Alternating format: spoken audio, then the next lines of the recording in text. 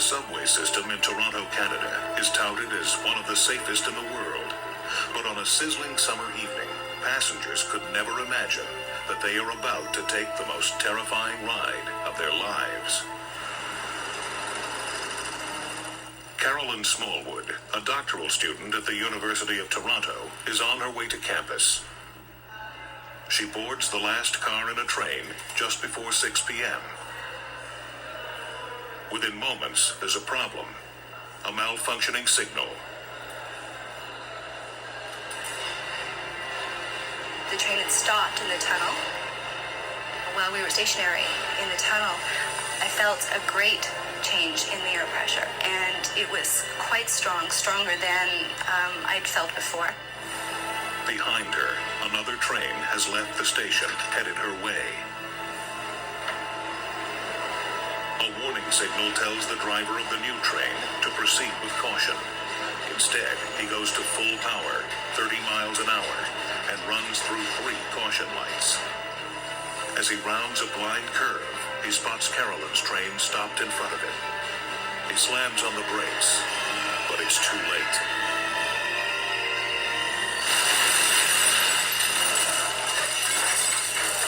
The force of the crash is so great, the train penetrates 23 feet into the rear of the one in front of it.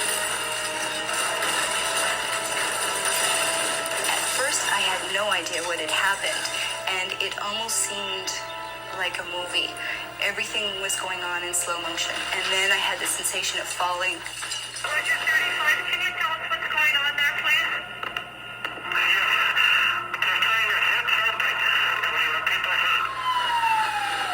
Rescue teams arrive quickly. They find chaos and dozens of injured passengers. There was rubble all around me. When I looked back, all I could see was wreckage. There was hardly any indication that it had been a subway train, in fact. As paramedic Meredith Morrison and her partner make their way through the dark tunnel, it is eerily silent. Then all of a sudden you're hit with just a massive amount of rescue workers, lights, and heat. The first word I think of is just chaos. Emergency workers descend upon the crash site, using every available entrance. Crawling between the seats, Carolyn is among the first of the injured to make it out. She is badly bruised and shaken.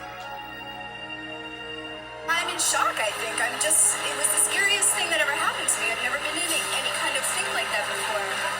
Inside the train, Meredith Morrison helps a mother and son stuck in the twisted metal. This was very difficult because we were unable to get the little fella out, and he was very scared, and he was holding onto my hand, and it made it difficult to distance myself from the situation. It takes 2 hours before Morrison and her colleagues are able to rescue the little boy and his mother, but time is running out for the others. Beneath the tangled wreckage, 7 people are still trapped.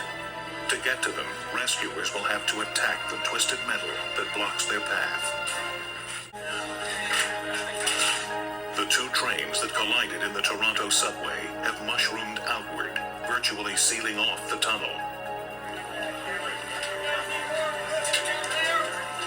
To reach the victims, rescuers must crawl underneath the trains along the tracks. They use power saws to cut through the seats and support poles in the unstable wreckage. As the hours mount, the temperature in the tunnel nears 100 degrees. Of 7 victims cut free from the wreck, 4 are brought out alive by rescuers like Meredith Morrison. I think in retrospect, everything that could have been done was done, but it was a very long time. And that psychologically is difficult for all rescue workers. Throughout Toronto, confidence in the subway system is severely shaken by the crash. The system hadn't had a major accident in 40 years of operation. Investigators needed to find out what went wrong and why. Detective Fergie Reynolds leads the investigation into the collision. People could not believe that this type of an accident could happen in the Toronto subway system. The system was put together and designed so well that really an accident was inconceivable. Okay, what's the measurement on the wheel flat? For 9 months, investigators study the wreckage and recreate the moments leading up to the crash. A critical factor turns out to be a device called a trip arm. The arm, shaped like a hammer, is located on the track bed. If a train approaches a red signal traveling 10 miles an hour or less, the trip arm lowers itself, allowing the train to pass. But if the train is speeding more than 10 miles an hour, too fast to stop in a short distance, the arm remains up and trips a lever protruding from the bottom of the train, activating the brakes. On the night before the accident, the driver of Run 35, who had been on the job only 2 days, ran through a red light, setting off the trip arm. But the next day, when he again sped through a red signal at 30 miles an hour, the trip arm malfunctioned. Gravitational forces, the G-forces, applied on the train as it rounded the bend, allowed it to travel laterally out so far that the wheel of the train struck the trip arm and drove it right down to track bed level. With the hammer down, there is no way it can trip the lever to cause the train to brake. The investigators concluded that the mechanical failure, plus wear and tear on the tracks, and excessive speed on the part of the driver, all contributed to the accident. Whenever you put mechanical components together with human factors, the potential is there for something to go wrong. As a result of the investigation, nearly 300 recommendations for improving safety in the subway were issued. Among them was a call for increased training for drivers and a backup trip arm to be installed on blind curves.